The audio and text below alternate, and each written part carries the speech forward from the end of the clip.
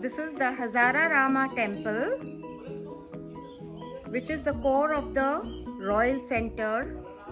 It is known for depicting the great epic Ramayana and few episodes of Bhagavata. It is dated to about 14th to 15th century CE and dedicated to Vishnu in the form of Rama.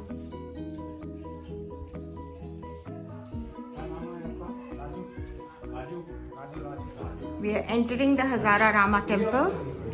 See all the sculptures here. Beautiful sculptures all over.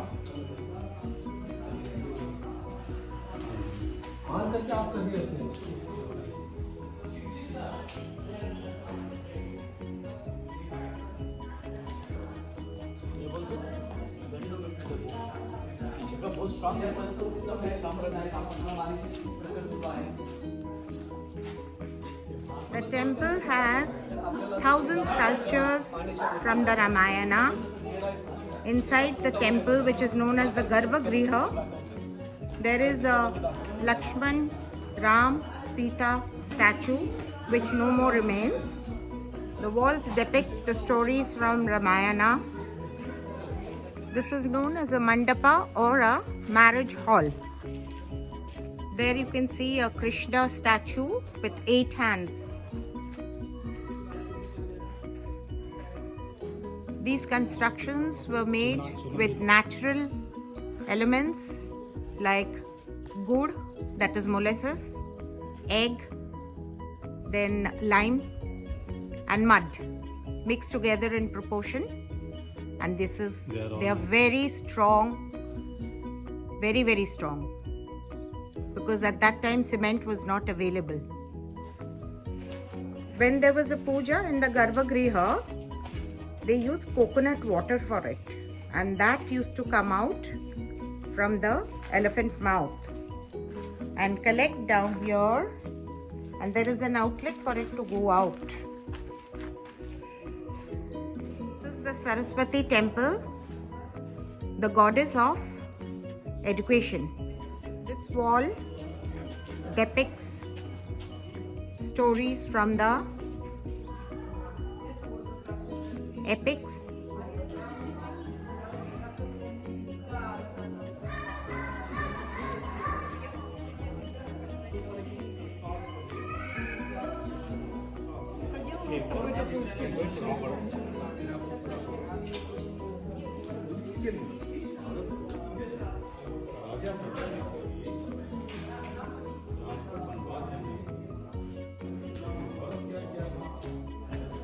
That is the Garbhagriha, which had the statue of Ram, Lakshman and Sita, but now it's no more there. Now there are pillars here which are built of black stone, and it depicts statues of Lakshmi.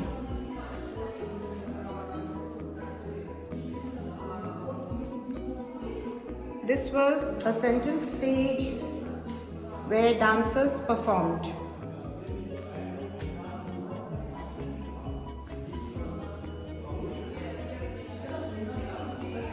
That's the ceiling.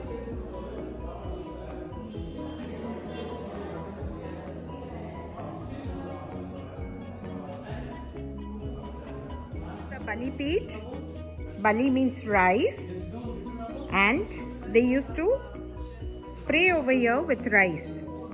This wall depicts the pictures of the animals that were used for war at that time. Elephants, horses.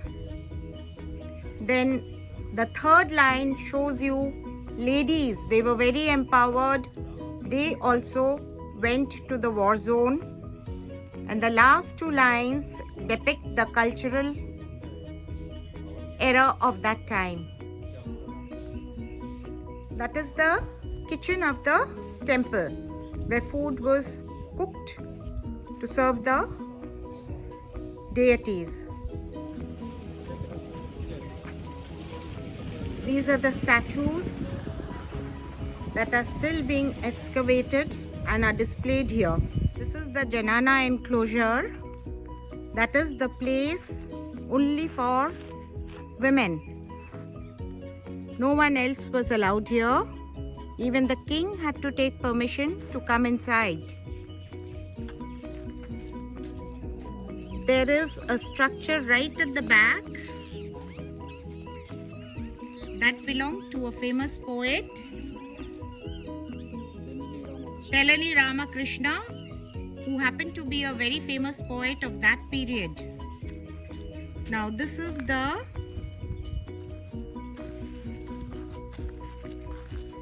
basement of the Queen's Palace. It is in 3 stages and has sculptures all over.